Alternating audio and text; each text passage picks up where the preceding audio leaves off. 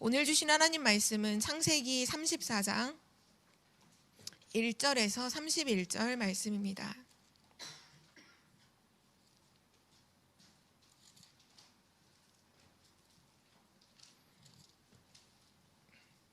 창세기 34장 1절에서 31절 말씀까지 좀 길지만 다 읽도록 하겠습니다. 제가 먼저 읽겠습니다. 레아가 야곱에게 낳은 딸 디나가 그 땅의 딸들을 보러 나갔더니 휘 족속 중 하몰의 아들 그 땅의 추장 세겜이 그를 보고 끌어들여 강간하여 욕되게 하고 그 마음이 깊이 야곱의 딸 디나에게 연연하며 그 소녀를 사랑하여 그의 마음을 말로 위로하고 그의 아버지 하몰에게 청하여 이르되 이 소녀를 내 아내로 얻게 하여 주소서 하였더라. 야곱이 그 딸 디나를 그가 더럽혔다 함을 들었으나 자기의 아들들이 들에서 목축함으로 그들이 돌아오기까지 잠잠하였고 세겜의 아버지 하몰은 야곱에게 말하러 왔으며 야곱의 아들들은 들에서 이를 듣고 돌아와서 그들 모두가 근심하고 심히 노하였으니 이는 세겜이 야곱의 딸을 강간하여 이스라엘에게 부끄러운 일 곧 행하지 못할 일을 행하였음이더라. 하몰이 그들에게 이르되 내 아들 세겜이 마음으로 너희 딸을 연연하니 하나건대 그를 세겜에게 주어 아내로 삼게 하라. 너희가 우리와 통혼하여 너희 딸을 우리에게 주며 우리 딸을 너희가 데려가고 너희가 우리와 함께 거주하되 땅이 너희 앞에 있으니 여기 머물라 매매하며 여기서 기업을 얻으라 하고 세겜도 디나의 아버지와 그의 남자 형제들에게 이르되 나로 너희에게 은혜를 입게 하라. 너희가 내게 말하는 것은 내가 다 주리니 이 소녀만 내게 주어 아내가 되게 하라. 아무리 큰 혼수와 예물을 청할지라도 너희가 내게 말한 대로 주리라. 야곱의 아들들이 세겜과 그의 아버지 하몰에게 속여 대답하였으니 이는 세겜이 그 누이 디나를 더럽혔음이라. 야곱의 아들들이 그들에게 말하되 우리는 그리하지 못하겠노라. 할례 받지 아니한 사람에게 우리 누이를 줄 수 없노니 이는 우리의 수치가 됨이니라. 그런즉 이같이 하면 너희에게 허락하리라. 만일 너희 중 남자가 다 할례를 받고 우리같이 되면 우리 딸을 너희에게 주며 너희 딸을 우리가 데려오며 너희와 함께 거주하여 한 민족이 되려니와 너희가 만일 우리 말을 듣지 아니하고 할례를 받지 아니하면 우리는 곧 우리 딸을 데리고 가리라.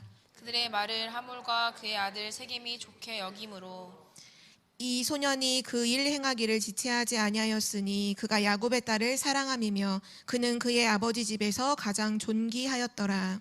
하몰과 그의 아들 세겜이 그들의 성읍 문에 이르러 그들의 성읍 사람들에게 말하여 이르되 이 사람들은 우리와 친목하고 이 땅은 넓어 그들을 용납할 만하니 그들이 여기서 거주하며 매매하게 하고 우리가 그들의 딸들을 아내로 데려오고 우리 딸들도 그들에게 주자.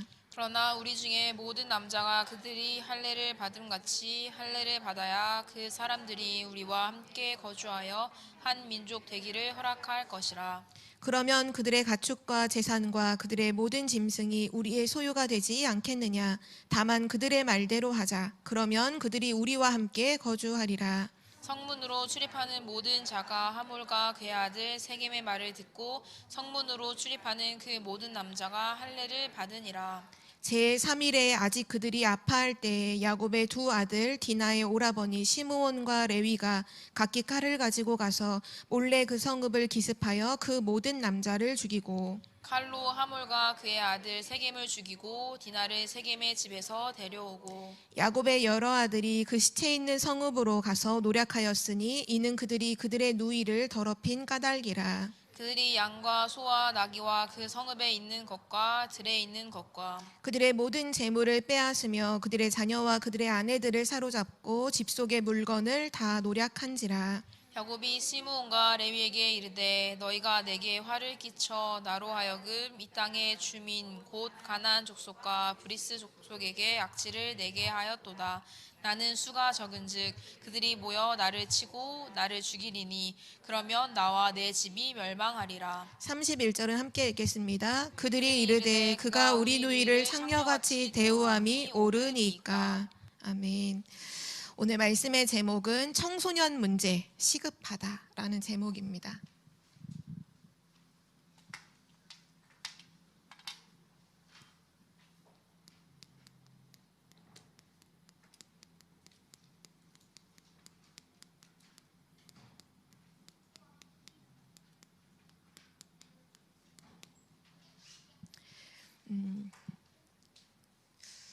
뭐 오래지 않은 시간이었는데요. 유엔에서도 저 미래를 두고서 또는 지금 현 시대의 문제, 현 시대의 난제, 또 미래의 난제를 이렇게 몇 가지 뽑았었는데 거기에 되게 중요하게 들어가 있던 것이 청소년 문제였어요. 난제라고 하는 건 해결되지 못하는 문제잖아요. 그러니까 지금 전 세계 그 지식인들과 석 박사들도 되게 골머리를 앓는 부분이 뭐냐 하면 시간이 지나면 지날수록 계속 청소년 문제가 굉장히 심각해진다는 사실이에요. 지금 일어나고 있는 범죄의 연령대도 자꾸자꾸 낮아지고 정신병에 대한 이런 문제도 그 연령이 자꾸자꾸 낮아지고 과거로부터 지금까지 사람들이 공통적으로 뽑는 문제가 바로 청소년의 문제입니다. 오늘 그래서 첫 번째로 현존하는 청소년 문제에 대해서 같이 먼저 확인하고 하나님께서는 여기에 대해서 뭐라고 말씀하시는지 우리는 언약으로 굳게 붙잡아야겠습니다.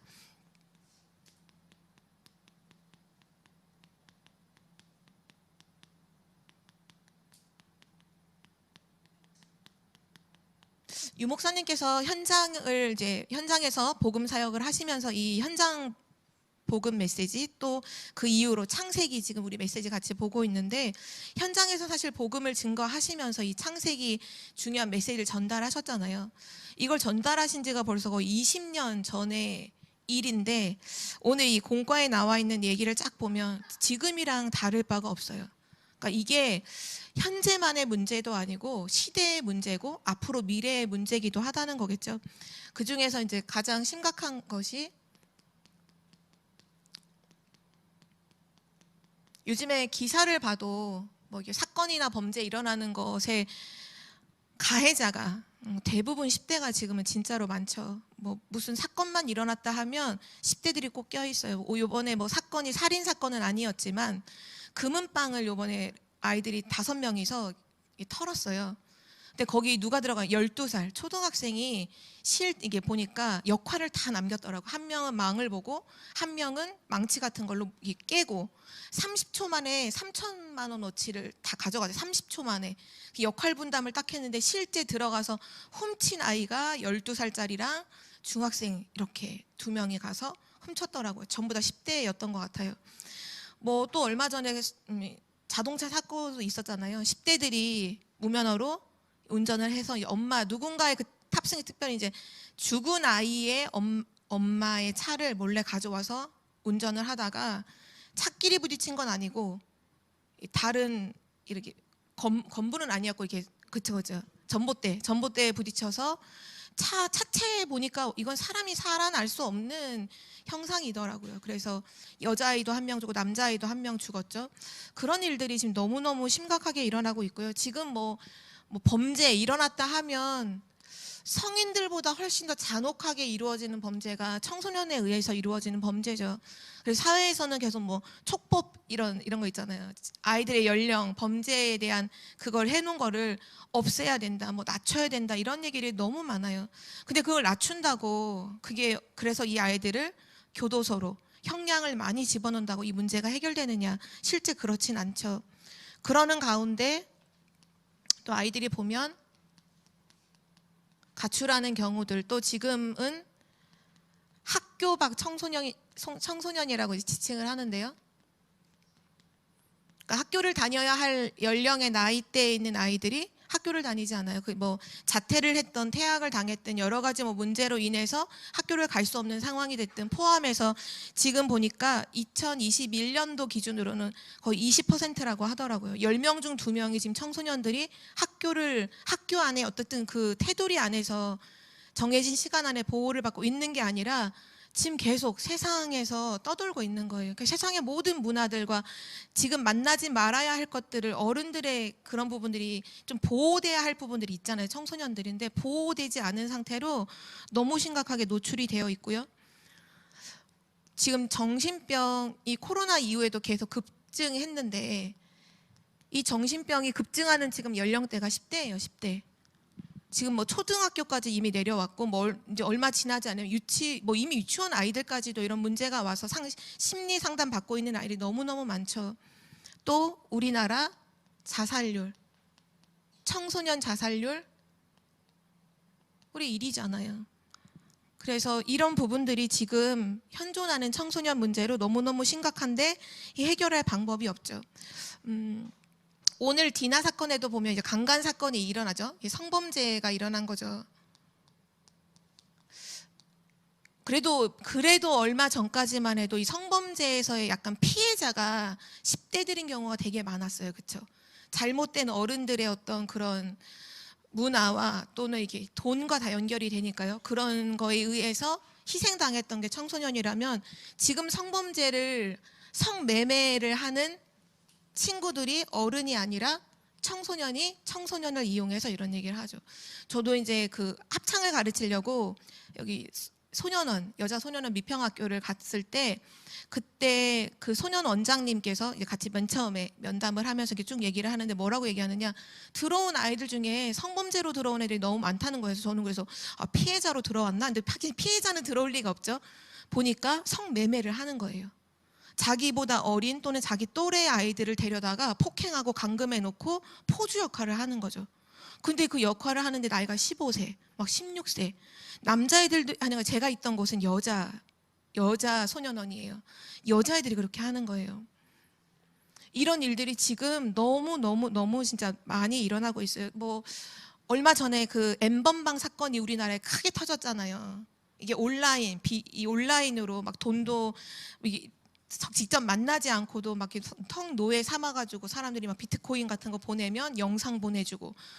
그때 그 주범자들이 잡혔을 때 나이가 21살, 막 22살, 어떤 애는 10대도 있었지만 중요한 건 그 범죄를 시작했을 때의 연령이 다 10대였다는 거예요.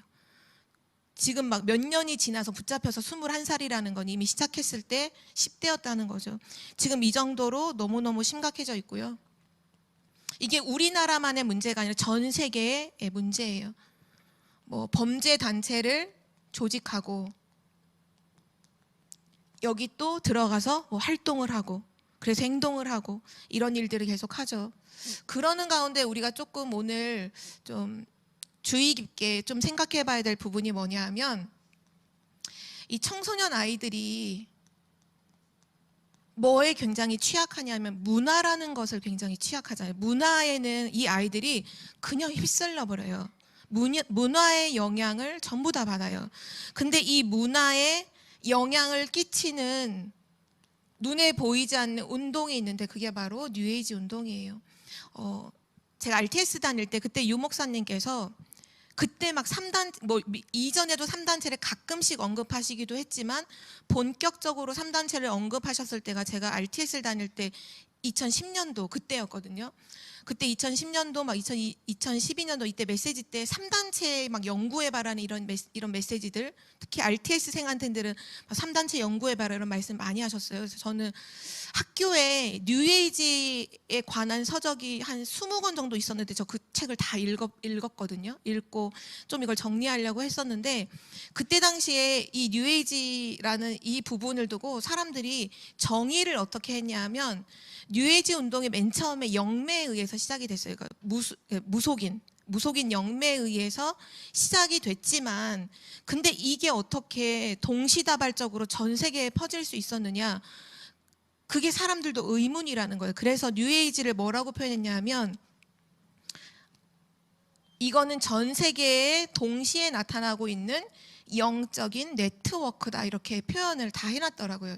정의를 해놓으신 이 연구가들이 네트워크라는 거예요. 네트워크. 우리가 지금 통신망이 다 깔려있는 거, 보이지 않는 통신망이 깔려있어서 더 전파가 이렇게 다 소통이 되고 전화가 되는 것처럼 이거는 실체는 없대요. 누가 지금 이 운동을 하고 있는 실체로 막 드러나 있는 건 없지만 전 세계에 알게 모르게 보이지 않게 조직된 영적인 네트워크다. 통신망이다. 그때 이 뉴에이지 운동을 하는 굉장히 중요한 역할을 하는 한 사람이 이제 인터뷰를 한 내용이 거기 나오더라고요. 유 목사님도 가끔씩 언급을 하시긴 하는데 기자가 물어봤어요. 뉴에이지 운동으로 이제 세상을 막 바꿀 수 있다고 하니 어떻게 세상을 바꾸겠습니까? 그 사람이 굉장히 자신만만하게 뭐라고 말했냐면 우리한테 한 세대의 청소년을 주십시오. 그렇게 대답했어요.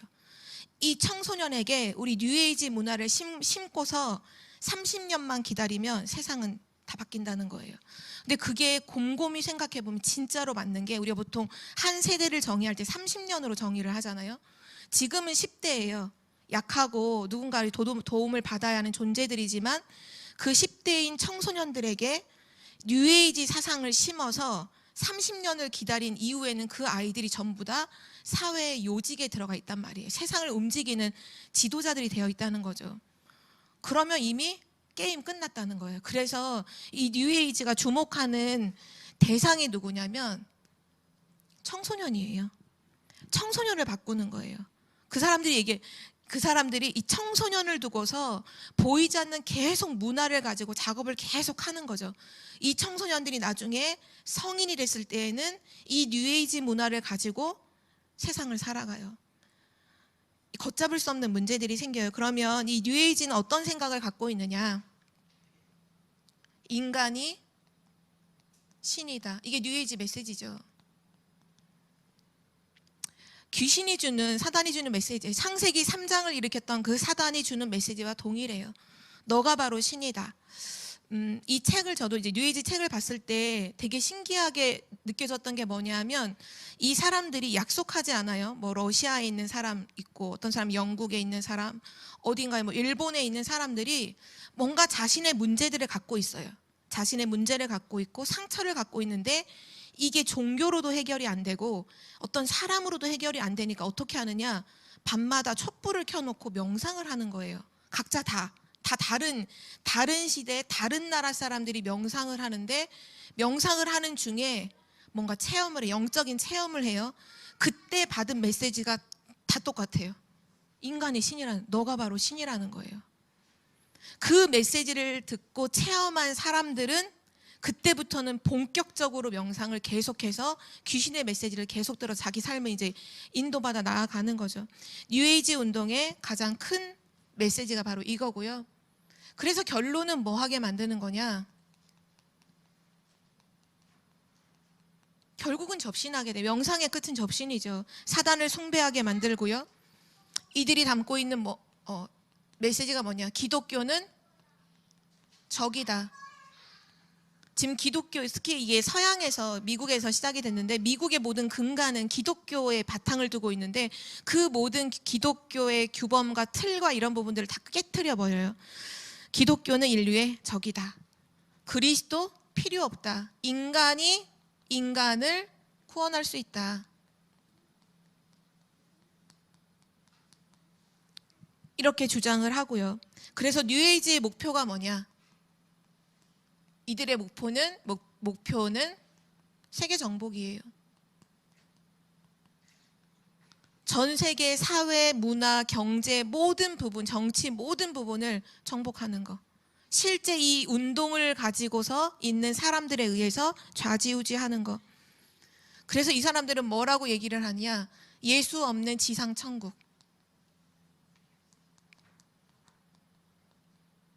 우리가 이 땅에 천국을 만날 수 있다. 그리스도 필요 없다. 그래서 이때 가장 강력하게 이용하는 부분들에, 정말 많은 부분들에서 뭐를 이용하냐면 음악을 가지고 사람들을 타락시켜요. 그리고 명상하게 만들죠. 나이를 불문하고 사람들이 전부 다 이때 명상을 하고요. 그래서 이때 쏟아져 나왔던 게, 이때 뉴에이지 운동을 할 때 굉장히 쏟아져 나왔던 게 뭐냐 하면 뉴에이지 관련 책들이에요. 책들. 사람들이 이런 책들을 통해서 이런 명상에 대한 어떤 체험이나 영적인 부분들에 대한 걸 접하고는 굉장히 많이 들어가게 되죠. 그리고 이들은 특별히 문화를 가지고 이용하잖아요.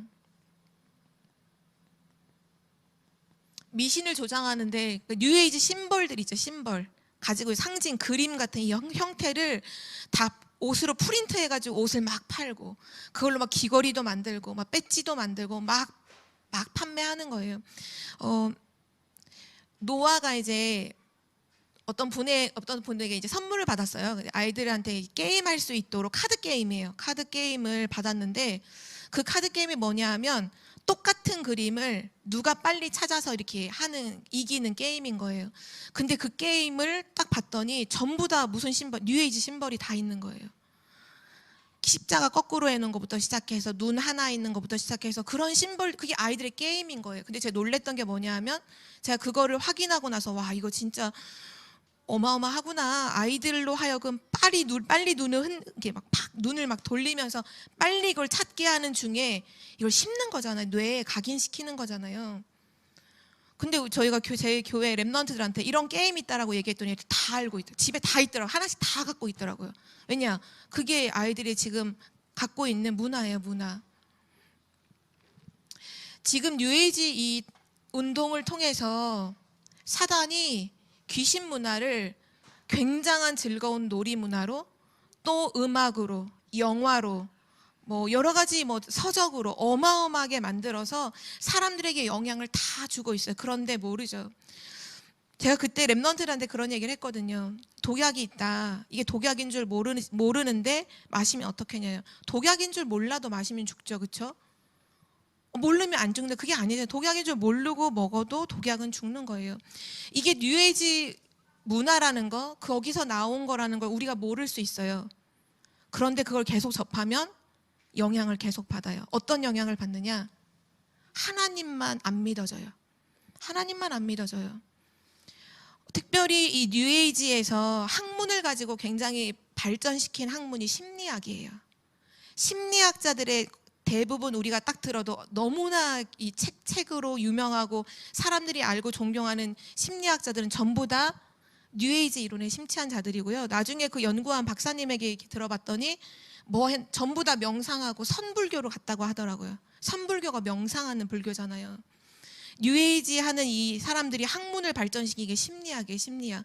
근데 지금 우리나라의 모든 상담에 있어서의 기본은 전부 다 심리학이고요. 교육에 있어서의 바탕도 심리학이 바탕이 되어 있어요. 철학, 심리학, 교육학, 이게 교육의 바탕이 되는 학문들이거든요. 그러면 얼마나 많은 것들이, 잘못된 것들이 사상으로, 교육으로, 학문으로 우리 후대들에게 보이지 않게 다 물들이고 있을까요? 근데 그거를 하면 이상하죠. 공부도 할 수 있고 뭐 진로도 선택하고 다 하는데 뭐가 딱 되느냐? 하나님만 안 믿어져요. 우리 다락방교회에 있는 랩넌트의 얘기도 제가 들었거든요. 사역자로 전도사님한테 들었는데 뭐냐면 그 친구가 심리학을 전공했어요. 대학에서, 서울에 있는 대학에서 심리학을 전공했는데 어느 순간 이 친구가 말씀과 계속 멀어지고 예배를 빠지면서 뭐라고 결국은 교회를 떠났다고 하더라고요. 이유가 뭐냐? 하나님이 안 믿어진다. 그게 결론이었어요. 그런 얘기를 저도 이렇게 사역자들을 통해서 들을 때마다 그래도 우리가 그래서 심리학을 전공하면 안 되냐, 심리학 공부를 하면 안 되냐? 아니죠. 정확한 복음을 가지고 그 속에 들어가서 그거를 재해석하고 진짜 살릴 수 있으면 되는데 그게 안 되는 상태로 자기도 모르게 이쪽으로 들어간다. 그런 음악을 계속 듣는다. 그런 책을 계속 접한다. 자기도 모르게 마음속에서 하나님만 안 믿어져요. 그게 문제예요. 다른 문제가 오는 게 아니라 하나님만 딱 안 믿어져요. 그래서 그러면 우리는 이러한 지금 시대의 문제, 청소년 문제를 두고서 어떻게 하면 이런 청소년을 살릴 수 있을까? 결국은 이 뉴에이지 운동을 조장하는 배우는 사단인데, 사단이 지금 정사와 권세와 문화를 가지고서 우리 후대들을 지금 다 죽이고 방황하게 만드는데, 이때 어떻게 하면 청소년을 살릴 수 있을까? 최대의 대처 방법을 하나님은 우리에게 말씀해 주고 계십니다.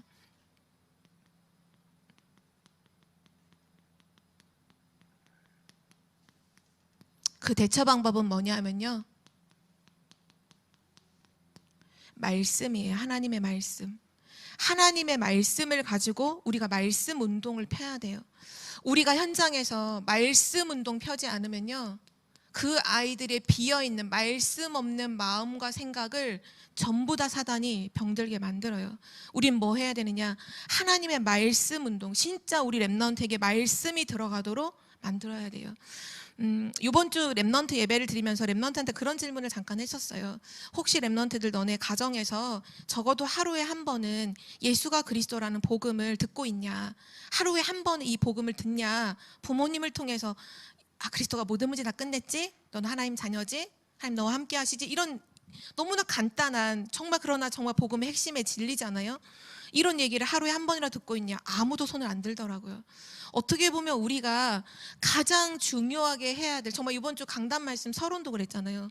사람들이 다 말씀을 안 담는다. 말씀을 마음에 안 담는다. 말씀을 다 잊어버린다. 부활하신 그 소식을 전하는 천사가 그 예수님의 몸에 향유를 바르러 왔던 여자들한테 갈릴리에서 너네에게 하셨던 말씀을 기억하라 얘기하잖아요.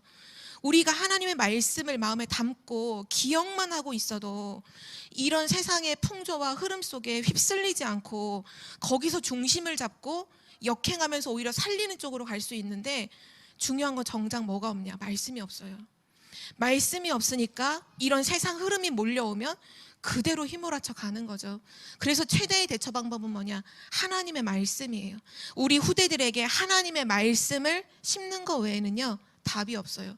디모데후서 3장 13절에서 14절에서 17절에 말씀하셨죠. 이 하나님의 말씀은, 성경은 하나님의 사람으로 온전케 한다고 했어요. 하나님의 사람으로 온전하게 만드는, 모든 선한 능력을 행할 수 있는 능력을 갖게 만드는 게 뭐냐? 하나님의 말씀이다. 이때 디모데후서 3장 1절에 나온 게, 이 시대는 말세는 어떠냐? 고통하는 시대다. 하나님 사랑하지 않고 자기를 사랑하고 악한 걸 좋아하고 선한 걸 싫어하고 쭉 나오는데, 그러나 너는 배우고 확신한 일에 거해라. 하나님 말씀 운동 속에 거해라. 그 말씀은 너로 하나님의 사람으로 온전하게 한다 말씀하셨죠. 그래서 성경에 보면 이 하나님의 말씀은 어떻게 육신적인 부분을 말씀하시는 것도 있어요. 이 말씀은 육신적인 부분에 대해서 말씀하시는 것도 있고요. 또 윤리적인 것에 대해서 하시는 말씀도 있어요. 또 성경에는 영적인 말씀도 있어요. 육신적인 말씀, 윤리적인 말씀은 불신자가 들어도 이해가 되는 말씀이죠. 예를 들면 육신적인 말씀에서 이렇게 하면 경제를 회복할 수 있다. 이렇게 하면 경제를 제대로 할 수 있다. 어떻게 돈을 벌 수 있다. 이런 부분들에 대한 것도 성경에 나와 있어요. 이렇게 하면 건강할 수 있다. 이런 부분에 대해서도 삶에 대한 부분이죠. 결국은 우리 삶에 대한 부분에서도 지혜를 주고 있는 말씀이 분명히 있어요. 또 윤리적인 말씀도 있어요. 내 부모를 공경하라. 내 이웃을 사랑하라. 구제하고 선행을 베풀고, 이런 얘기들이, 윤리적인 말씀들이 성경은 담고 있어요. 그런데 우리 청소년에게 진짜 전달해야 될 것이, 윤리적인 부분이 부족해서 아이들이 지금 방황하고 세상에서 흔들리냐? 그게 아니에요. 삶에 대한 부분이 부족해서 그래서 아이들이 세상에서 흔들리고 방황하고 타락하느냐? 그게 아니에요. 지금 아이들이 뭐를 못 듣고 있느냐? 영적인 말씀을 듣지 못해서 아이들이 죽어가고 있어요. 성경은 영적인 말씀을 하고 있죠. 그래서 우리가 현장에서 뭐 해야 되느냐? 가정에서 뭐 해야 되느냐? 영적인 말씀을 전달하는 이 말씀 운동이 실제 우리 가정 안에 진짜로 회복돼야 돼요. 현장에 회복돼야 되는 게 뭐냐? 영적인 말씀 운동이 회복돼야 돼요. 성경에서만 밝히고 있죠. 인간이 왜 방황하는가? 인간은 왜 행복이 없는가? 하나님을 떠난 인간은 방황할 수밖에 없어요. 하나님을 떠나면 방황할 수밖에 없어요. 그게 성경이 말씀하는 내용이죠. 근데 사람이 왜 하나님을 떠났는가? 죄 가운데 빠졌잖아요. 죄와 저주 속에 지금 빠져 있잖아요. 하나님을 떠나서 자꾸 어디로 가느냐? 죄 짓는 쪽으로 계속 가는 거예요. 자꾸 죄의 흐름 속으로 자꾸 나도 모르게 계속 몰려가는 거예요. 그게 성경에서 말씀하고 있어요. 왜 그러느냐? 사단에게 속아서, 사단에게 사로잡혀서 죄를 짓고 하나님을 떠나게 만든 이 영적인 이 부분의 언약과 말씀이 실제 우리 렘넌트에게 전달돼야 돼요. 사단은 지금도 계속 공격하잖아요. 에베소서 2장 2절에 보면, 그때 너희는 그 가운데서 행하여 이 세상 풍조를 따르고 공중의 권세 잡은 자를 따랐으니, 중요한 건 지금 불순종의 아들들 가운데서 역사하는 영이라. 부활하신 예수 그리스도가 지금 우리와 함께 하시고 지금 우리에게 역사하시는 것과 동일하게 사단도 뭐 하고 있냐? 지금 역사하고 있어요. 어디예요? 세상 현장 속에, 그 불신 문화 속에, 지금 불신앙하는 그 세상의 아들들, 그 불신자들 삶 속에 지금 역사하는 영이라 성경은 분명하게 말씀하고 있어요. 사단은요 죽은 존재가 아니에요. 지금도 공격하고 역사하고 있죠. 그래서 우리는 오늘 진짜 여기에 대해서 중요한 언약을 잡아야 되고요. 그래서 오늘 본문 말씀을 좀 돌아와서 보면 청소년 문제가 일어나는 이유, 청소년 문제가 오는 이유.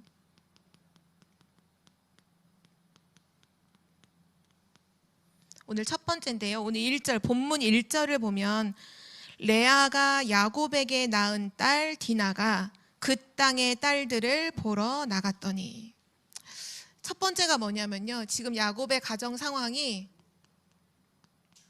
굉장히 복잡하죠. 아버지는 하나인데 부인은 지금 4명이고 그 속에서 태어난 자녀들이 굉장히 많아요.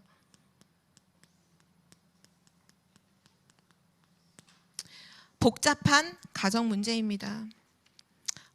불신자들도 연구해서 내린 결론이 뭐냐면 청소년 범죄를 일으키는 배경 속에 되게 중요한 영향이 뭐냐? 가정 문제다.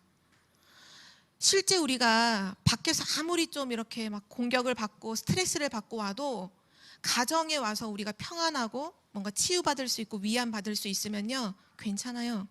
청소년 아이들이 밖에 나가서 막 시달리고 공부 못하려고 시달리고 막 어떻다고 시달리고 막 해도 집에 와서 평안하고 뭔가 집안에 왔을 때 딱 좋고 치유되면요 그 아이들은 타락하지 않아요. 그런데 집에 오면 더 복잡해요. 그러면 얘네들이 이제 다른 길을 선택하여 갈 수밖에 없는 거. 오히려 지금 가정에서 당한 그 문제들을 애들이 자꾸 밖에 나가서 풀려고 그래요. 친구들하고 풀려고 하고 이상한 세상 문화 막 술 마시면서 풀려고 하고 어른들이 만들어 놓은 상술 있잖아요. 상술 돈 벌려고 다 만들어 놓은 것들 거기 가서 그거 하면 해결되는 줄 알고 거기서 치유받으려고 해요. 왜냐? 가정이 지금 복음 안에 서 있지 못하기 때문이죠. 이 가정에서 진짜 힘만 줄 수 있다면 이 아이에게 힘을 딱 줄 수 있고 복음 딱 가지고 이 복음을 그 대신 잔소리로 전달하는 거 말고 막 강요하는 이런 거 말고 괜찮다. 그리스도가 모든 문제 끝내셨고 하나님 오늘 너와 함께 하신다. 우리 함께 기도하자. 나도 잘 안 되지만 엄마가 기도해 줄게. 이런 분위기로 가면 되는데 지금 실제 이 야곱의 가정도 보면 딱 나오죠. 레아가 야곱에게 낳은 딸. 가정에 서로 막 시기 질투하면서 막 이 부인 얻고 저 부인 얻고 막 시기해가지고 내 종 주고 막 이랬잖아요. 이런 복잡한 가정 환경 속에서 이제 문제가 오게 되죠. 그러면서 또 한 가지 중요한 문제가 뭐냐면요. 야곱의 신앙 문제였어요.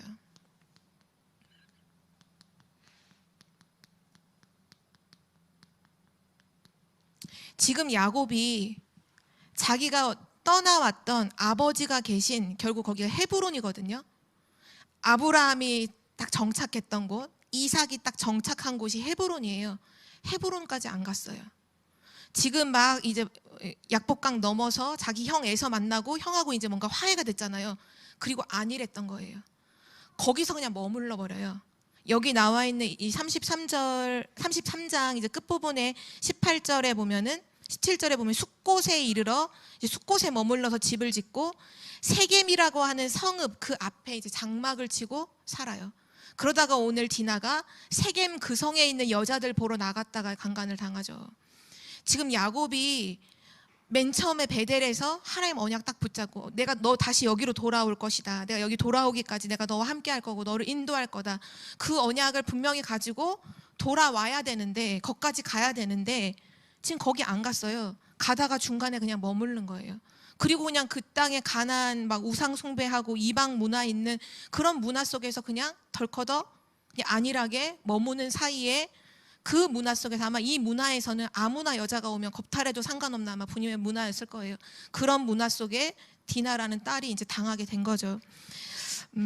우리는 진짜 기도할 제목인데요. 어떻게 보면 오늘 이 청소년 문제, 후대 문제가 오는 것을 뭐라고 말씀하시냐면 가정과 우리의 신앙 문제라는 거예요. 부모의 신앙 문제라는 거예요. 우리가 영적으로 나약해지거나 나태해지면 누가 죽느냐? 후대가 죽어요. 성경이 그것을 말하고 있어요. 우리가 영적으로 나약해지고 영적으로 안일하게 생각하고 있는 그때 사단이 누구를 공격하느냐? 나를 공격하고 있는 게 아니라 이 언약을 전달받아야 할 우리 후대, 미래를 두고서 우리 후대들을요 다 죽여요. 다 공격하고 있어요. 우리가 만약에 교회 안에서 진짜 하나님 언약 잡고 같이 기도하고 약한 성도들 축복해주고 이래야 되는데 막 목사님하고 갈등하고 있고 막 성도들끼리 갈등하고 있고 막 서로 보이지 않게 갈등하면서 마음속으로 막 미워하고 싸우고 있다. 그때 뭐 하느냐? 우리 후대들이 교회를 다 떠나요. 왜냐? 못 보거든요. 아이들은 배워야 돼요. 진짜 우리 아이들을 가르쳐야 돼요. 진짜 세상을 살리는 복음을 가르치고 혼자서도 살아남을 수 있는 기도를 가르쳐야 되는데 이건 어떻게 가르쳐지느냐? 봄으로 배워지는 거거든요. 봐야 돼요.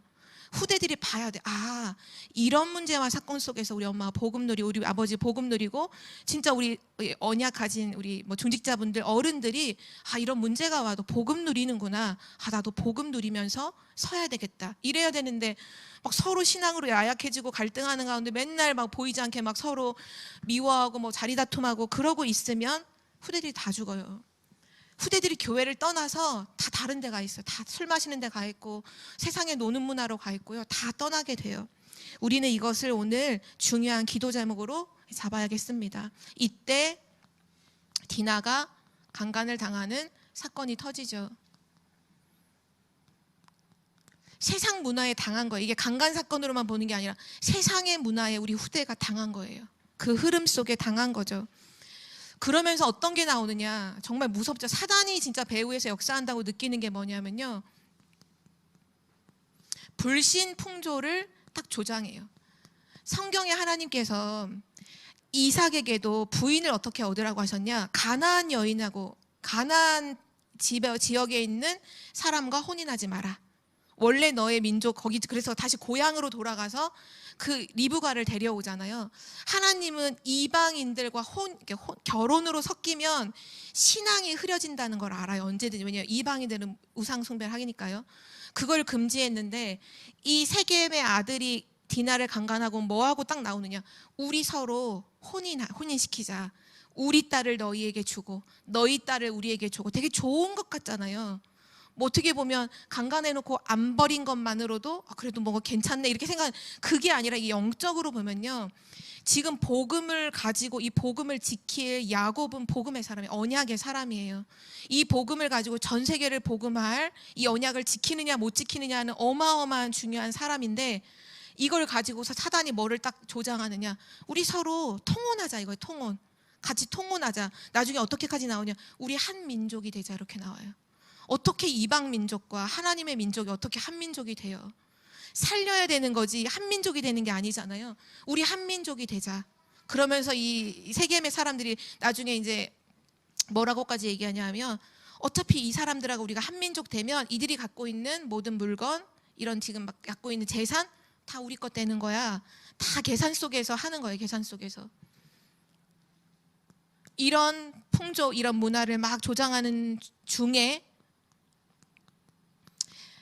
화가 났잖아요. 디나가 강간당했다는, 더럽혀졌다는 이 생각을 이제 형제들이 딱 하면서 언약을 딱 맺기는 맺는데 불신앙적 언약을 딱 맺죠. 실제로는 죽이려고 하는 거예요. 죽이려는 딱 계획을 두고서 그럼 어떻게 공격하느냐? 이 사람들이 어떻게 손 쓸 수 없을 약해져 있을 부분에 뭐 쳐야 되는 거 아니냐? 그러면 그때 갖고 온 게 할례라는 부분이에요. 너 우리랑 통혼하려면 우리 민족은 할례를 남자들이 다 한다. 그러니까 너희도 할례를 행하라. 그러면 우리 민족 딸 너 주고 너네 딸 우리가 데려오고 하겠다. 거짓으로 이제 언약을 딱 맺는 거죠. 그리고 이제 할례를 했을 때 가장 이제 취약하고 이제 움직이지 못할 셋째 날 됐을 때 레위랑 이제 시므온이 가서 칼을 들고 가서 다 치잖아요. 남자를 다 죽이잖아요. 이때 살인 사건이 딱 일어나는 거예요.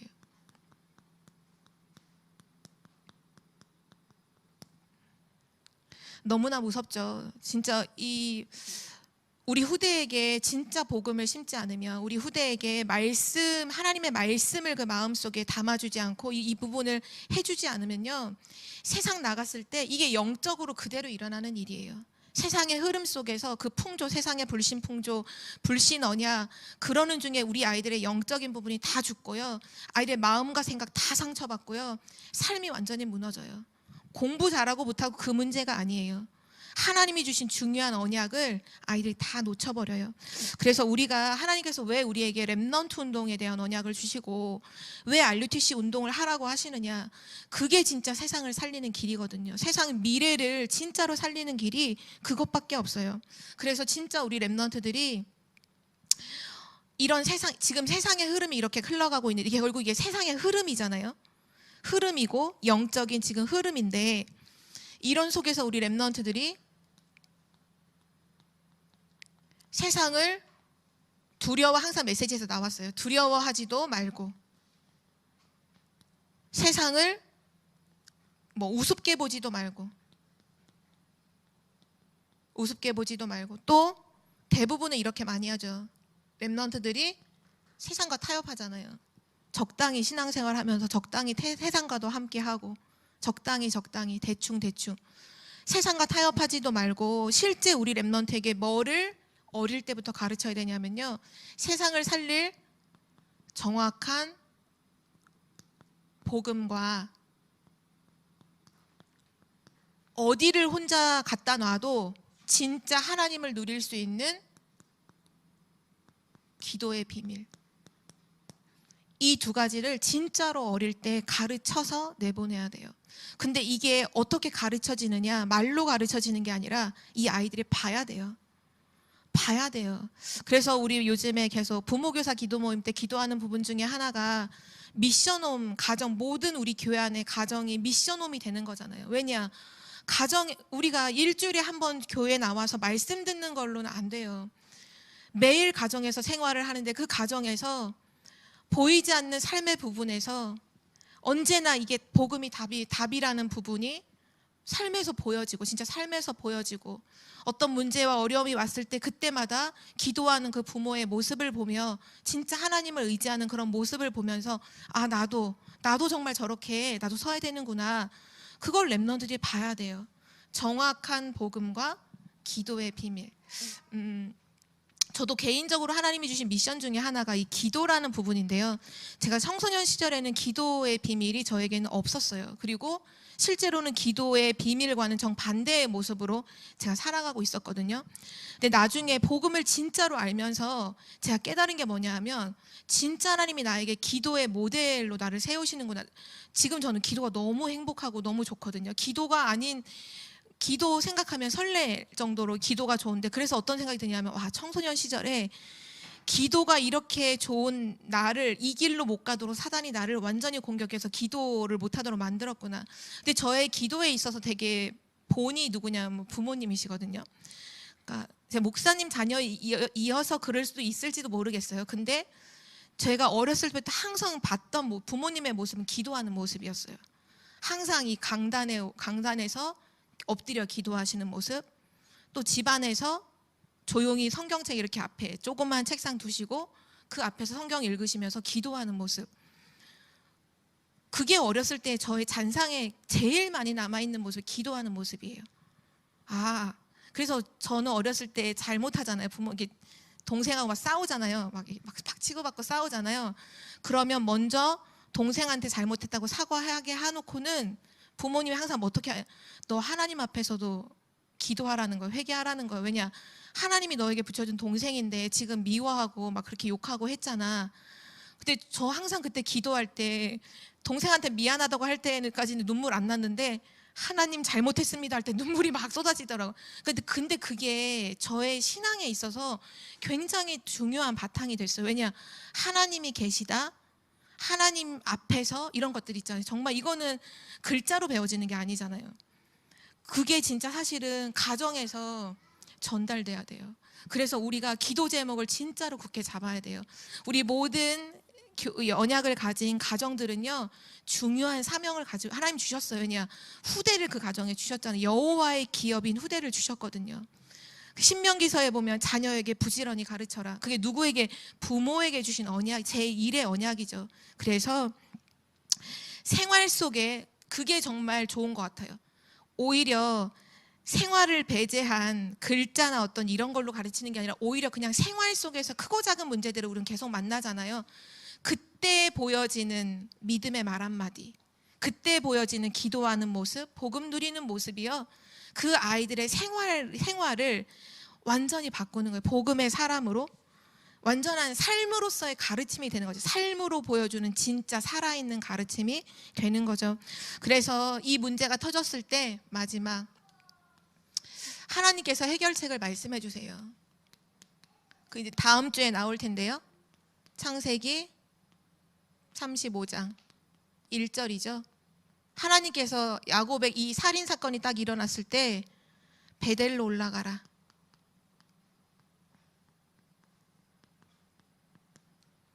베델로 올라가라. 베델로 올라가서 단을 쌓아라. 그게 하나님이 주신 해결책이었어요.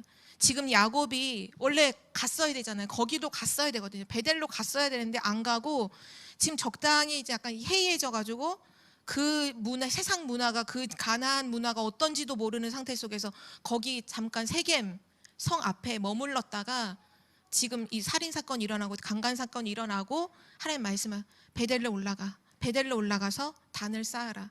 그때 하나님께서 중요한 것들을 또 이렇게 이루어 가시죠. 우리 오늘 이 청소년 문제가요, 단순히 청소년 문제가 아니에요.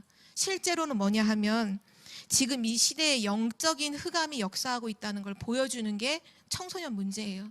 우린 그렇게 봐야 돼요. 아, 청소년들이 지금 뭐 문제를 일으킨다, 이게 아니라 지금 사단이 현장을 장악했다는 증거로, 결과로 우리 후대들이 이렇게 무너져 있구나. 그래서 우리는 결론으로요, 조금도 주저함이 없이 우리는 진짜 뭐 해야 되냐 하면 싸워야 돼요. 진짜 이 영적인 흑암, 사단을 완전히 꺾어야 돼요. 어떻게, 무엇으로 꺾느냐? 오늘 주신 말씀이 답이죠. 현장에 진짜 살아있는 하나님의 말씀 운동을 펴야 돼요. 우리 렘넌트들이 말씀이 끊어지면 안 돼요.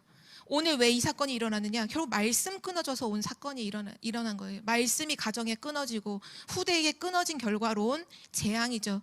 그래서 우리 후대들에게, 우리 가정에 말씀이 끊어지지 않도록 실제 우리 가정에 말씀 운동하는 현장이 돼야 돼요. 그래서 초대교회는요, 가정에 있든지 교회에 있든지 예수는 그리스도라고 가르치기와 전도하기를 그치지 않았던 현장이 교회뿐만 아니라 가정도 마찬가지였거든요. 왜냐? 거기는 후대들이 있잖아요. 가정에 후대들이 있기에 그게 진짜 세계복음화잖아요. 렘넌트를 살리는 게 세계복음화다. 지금 메시지 이렇게 나왔어요. 우리 후대들에게 언약 전달하는 게 세계복음화 중에 세계복음화예요. 그래서 우리 가정, 내가 있는 현장에 말씀 운동이 끊어지지 않도록, 그래서 우린 진짜 깨어서 기도하고 우리 후대를 두고서 뭐 지금 있는 여러 가지 막 시스템들이 있죠. 뭐 다락방도 있을 수 있겠고 뭐 여러 가지 이런 부분들을 가지고서 계속 우리 렘넌트들에게 흑암 문화가 아니라 복음 문화를 우린 심어야겠습니다. 그리고 나서 중요한 부분인데요. 이번 초등 전도 신학원을 마무리할 때 항상 초신 마무리 때는 뭐 특별한 메시지를 주신 적이 한 번도 없어요. 근데 요번에 처음으로 초등 전도 신학원 마칠 때 유 목사님이 초등 렘넌트들에게 메시지 주셨거든요. 그때 메시지가 뭐였냐면 우리 후대 렘넌트들에게 복음의 씨를 심으라는 거예요. 지금 우리 렘넌트 청소년 시기는 뭐냐? 복음의 씨를 심는 시기다. 근데 이 복음은 생명이 있다는 거예요. 생명.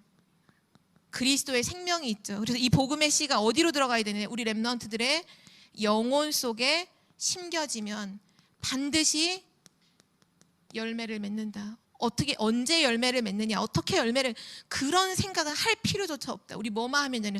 복음의 씨를 심어야 된다. 정말 오늘 메시지의 결론이에요. 진짜 복음의 씨를 우리 모든 현장에서, 특별히 가정에서 진짜로 심는 그런 은혜가 있기를 바라고, 이 말씀 운동, 진짜 이 청소년 문제를 해결하는 최고의 대처 방안은 뭐냐? 말씀 운동을 펴는 것이다. 사단이 그 어떤 네피림 운동, 뉴에이지 운동, 갖가지 운동으로 역사할지라도 말씀 운동 속에서 자란 렘넌트는요 절대로 무너지지 않고요 세상을 바꾸는